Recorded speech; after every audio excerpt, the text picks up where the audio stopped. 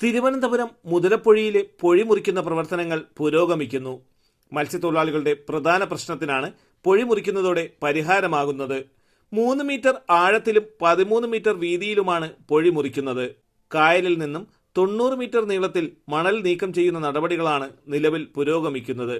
Dredging കരാർ company പ്രതിനിധി സമരസമിതിയുമായി സംസാരിച്ച് കാര്യങ്ങൾ ബോധ്യപ്പെടുത്തതിന്റെ അടിസ്ഥാനത്തിലാണ് പൊഴി മുറിക്കുന്നതിന് സമവായമായത്. കഴിഞ്ഞ ദിവസം വൈകുന്നേരത്തോടെ മത്സ്യത്തൊഴിലാളികൾ തന്നെ പൊഴി മുറിക്കലിന് തുടക്കമിട്ടിരുന്നു.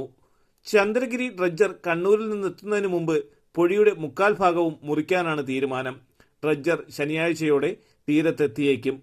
ഡ്രഡ്ജർ പുറംകടലിലെത്തിയതിനു ശേഷം കടലിനോട് ചേർന്നുള്ള 40 മീറ്റർ കൂടി മുറിച്ച് പൊഴി തുറക്കും.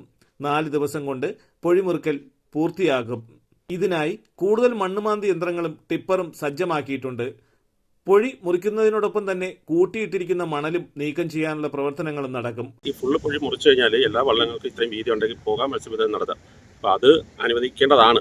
അപ്പം മൊത്തം പൊഴി മുറിക്കാനുള്ള മെഷീൻ കൂടുതൽ വന്നിട്ടുണ്ട്. ഇനി നാളെ 2-3 മെഷീനുകൾ വരും. അപ്പോൾ അതെല്ലാം ഉപയോഗിച്ച് പൊഴി 4-5 ദിവസം കൊണ്ട് നമ്മൾ മുറിച്ച് മാറ്റും. ഇപ്പോൾ ഡ്രഡ്ജർ അവിടെ കണ്ണൂർ അഴീക്കലിൽ നിന്ന് തിരിച്ച ഡ്രഡ്ജർ കോഴിക്കോട് കഴിഞ്ഞ് ബേപ്പൂർ കഴിഞ്ഞിട്ട് അഡ്വാൻസ് ഉണ്ടെങ്കിൽ ഒരു ശനിയാഴ്ചക്കകത്ത് ഡ്രഡ്ജർ ഇവിടെ എത്തും. അത് എത്തിക്കഴിഞ്ഞാൽ ഒരു മെയ് 15-നകത്ത് ഈ ചാനൽ കിടക്കുന്ന മുഴുവൻ മണ്ണ് മാറ്റി ഇവിടെ മത്സ്യബന്ധനം മൺസൂൺ കാലത്തും സുഗമമാക്കാനുള്ള സർക്കാർ തീരുമാനം. സാറേ, പിന്നെ 13 ദിവസമായി ഹാർബർ പൂർണ്ണമായും നിശ്ചലാവസ്ഥയിലാണ്.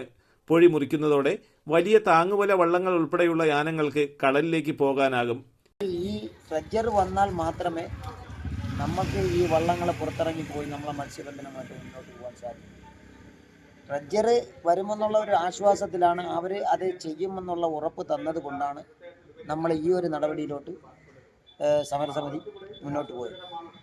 അപ്പോൾ ആ ഒരു വിശ്വാസം നമുക്ക് ഇപ്പോഴും ഉണ്ട്. പക്ഷേ ആ വിശ്വാസം ജനങ്ങൾക്ക് വരുത്തുന്ന രീതിയിൽ ഡ്രഡ്ജർ കൊണ്ടുവന്ന് മണൽ നീക്കി നമുക്ക് സുഗമമായ രീതിയിൽ മത്സ്യബന്ധനത്തിന് പോകാനുള്ള നടപടിക്രമങ്ങൾ ഗവൺമെൻറ് മുന്നോട്ട്. ഇതിനിടെ വക്കം, കടയ്ക്കാവൂർ, അഞ്ചുതെങ്ങ് ഗ്രാമപഞ്ചായത്തുകളുടെ നിരവധി പ്രദേശങ്ങളിലെ വീടുകളിൽ വെള്ളം കയറി. കടലിലേക്കുള്ള ഒഴുക്ക് നിലച്ചതാണ് വെള്ളക്കെട്ടിന് കാരണമായത്. തലസ്ഥാന വാർത്തകൾ, പെരുമാതുറ.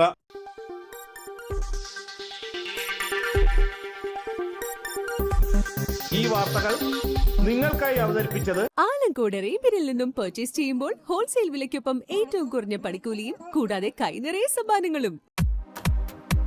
നിങ്ങളുടെ സ്വപ്ന ഭവനങ്ങൾക്ക് ചാരുത പകരാൻ അന്താരാഷ്ട്ര നിലവാരത്തിലുള്ള LED ലൈറ്റുകളുടെയും ബ്രാൻഡഡ് ഇലക്ട്രിക്കൽ, പ്ലംബിംഗ്, സാനിറ്ററി ഫിറ്റിംഗ്സുകളുടെയും വമ്പൻ ശ്രേണി ഒരുക്കി CS ഏജൻസീസ് ആൻഡ് ഇലക്ട്രിക്കൽസ്.